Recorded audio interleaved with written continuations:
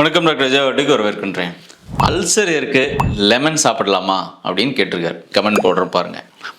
ரொம்ப வில்லத்தனமான கேள்வி. ஏன் அப்படின்னா ஏற்கனவே பல வீடியோக்கெல்லாம் நம்ம சொல்லியிருக்கிறோம்.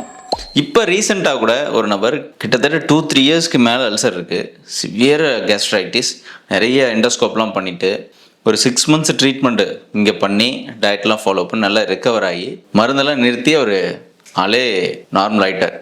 ஆனால் இப்போ கிட்டத்தட்ட 2 இயர்ஸ்க்கு அப்புறமா திரும்ப ஒரு கன்சல்டேஷன் வர்றாரு. என்னன்னு கேட்டால், நான் வந்து கண்டினியூவாக பைனாப்பிள் சாப்பிட்டேன் அப்படின்னு.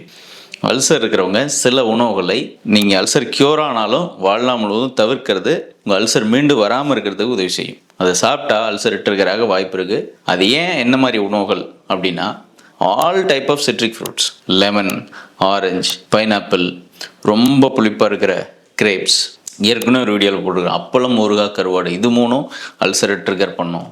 ஆல்கஹால், ஏன்னா அல்சர் இருக்கும்போது வலி தாங்க முடியாமல் ட்ரிங்க்ஸ் பண்ண மாட்டாங்க. ஆனால் நம்ம ட்ரீட்மெண்ட்லாம் பண்ணி எல்லாம் செஞ்சு விட்டு அப்புறம் நல்லா க்யூர் ஆகிடுச்சு, நல்லா இருக்கணும்னு திருப்பியும் ட்ரிங்க்ஸ் பண்ண ஆரம்பிச்சிருவாங்க. மீண்டும் severe stomach pain, burning, reflux, இதெல்லாம் ப்ளோட்டிங் இந்த மாதிரி வந்துடும். ஸோ இந்த மாதிரி ட்ரிகர் ஃபுட்ஸ் இதெல்லாம் இருக்கோ, இந்த உணவுகள் எல்லாம் வாழ்நாள் முழுவதும் தவிர்க்கணும். என்ன சார் இப்படி சொல்கிறீங்க, வாழ்நாள் முழுவதும் நான் எப்படி சாப்பிடாம இருக்கு அப்படின்னு நீங்கள் கேட்கலாம். ஒன்று புரிஞ்சுக்கோங்க, இரைப்பையோட உள் சுவர், இரைப்பை மட்டும் இல்லை, மொத்த ஜீரண மண்டலத்தினுடைய இன்னர் லைனிங்குமே ரொம்ப சாஃப்டானது, டெலிகேட்டானது. இங்கே 4 விதத்தில் இந்த உணவுகள் பிரச்சனை உண்டு பண்ணும், தாக்கத்தை உண்டு பண்ணும். நம்பர் 1, நான் சொன்ன இந்த உணவுகள், இந்த சிட்ரிக் ஆகட்டும் அல்லது ஆல்கஹால் ஆகட்டும், soda, coffee, tea, green tea, lemon tea, இதெல்லாம் கூட இந்த வகைகளில் நீங்கள் சேர்த்துக்கோங்க. இவைகள் ஃபஸ்ட்டு வயிறோட இன்னர் லைனிங்கை நேரடியாகவே தாக்கும். கிள்ளி விடுற மாதிரி, கீறி விடுற மாதிரி இந்த உணவுகளுக்கு அந்த தன்மை இருக்கிறது. ஏன்னா அது ஹார்ஷாக இருக்குது, புளிப்பாக இருக்குது, காரமாக இருக்குது. அப்படிங்கிறதுனால நேரடியாகவே தாக்கும். நல்லா ஆறி போன புண்ணை மீண்டும் புண்ணாக்கிவிடும். 2வது, அமில உற்பத்தி அதிகப்படுத்தும். வயிற்றுக்குள்ள ஹைட்ரோக்ளோரிக் ஆசிட் உற்பத்தி ஆகுது. அது தண்ணி கிடையாது, நீர் அப்படின்னு சொன்னோம்னா தண்ணின்னு நினச்சிக்காங்க. நீர் இல்லை, அது அமிலம். அந்த அமிலத்தை எடுத்து ஒரு பேப்பரில் விட்டு அந்த பேப்பரை ஓட்டையாக்கலாம். அவ்வளோ ஹார்ஷான அமிலம் தான் நம்ம இறப்பைக்குள்ளே சுரக்குது. இந்த அமிலத்தினுடைய அளவையும் அதனுடைய அமிலத்தன்மையும் மிக அதிகமாக அபரிமிதமாக உற்பத்தி ஆகிறதுக்கு இந்த உணவுகள்லாம் தூண்டியாக செயல்படுது. அதனால தான் இந்த மாதிரி உணவுகள் எடுக்கும்போது அதிகமான எரிச்சல் ஏற்படுது. ஈவன் புண்ணே ஆகல்னாலும் எரிச்சல் வர்றதுக்கு வாய்ப்பு இருக்குது. 3வது, எந்த விதத்தில் இந்த உணவுகள் பாதிப்பு ஏற்படுத்துது, அல்சர் மீண்டும் வர வைக்குது அப்படின்னா, ஆசிட் ரிஃப்ளக்ஸ் ஒன்று பண்ணும். குடல் மற்றும் குறிப்பாக மேல் ஜீரண மண்டலம் மேல் நோக்கி துடிக்க செய்யும்.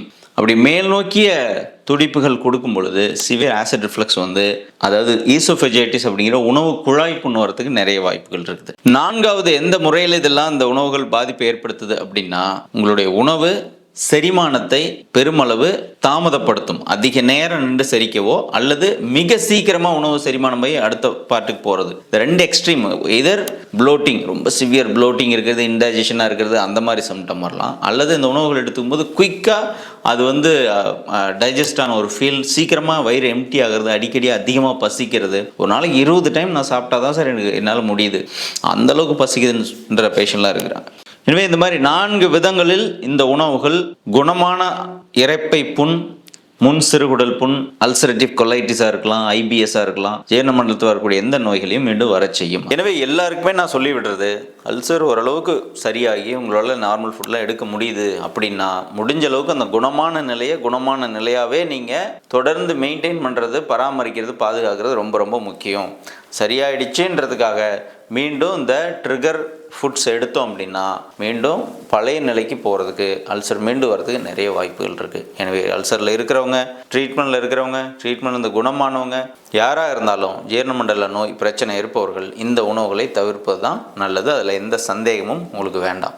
இன்னும் வேறு ஏதாவது உங்களுக்கு கேள்விகள் இருக்குது அல்சர் சம்மந்தமாக, ஜீரண மண்டல சம்மந்தமானா, ஏற்கனவே நிறைய வீடியோக்கள் போட்டுருக்குறோம், லிங்க் டிஸ்கிரிப்ஷனில் கொடுக்குறேன். பழைய வீடியோக்கள் போய் பாருங்கள், பிரயோஜனமாக இருக்கும். அண்ட் 24 hours டயட் போட்டிருக்கிறேன், என்ன ஃபுட் எடுத்துக்கலாங்கிற டயட், அந்த வீடியோவோட லிங்க்கும் நான் கொடுக்குறேன், போய் பாருங்கள். ஏதாவது டவுட் இருந்தால் கமெண்ட் பண்ணுங்கள். அடுத்த வீடியோவில் பார்க்கலாம். நன்றி, வணக்கம்.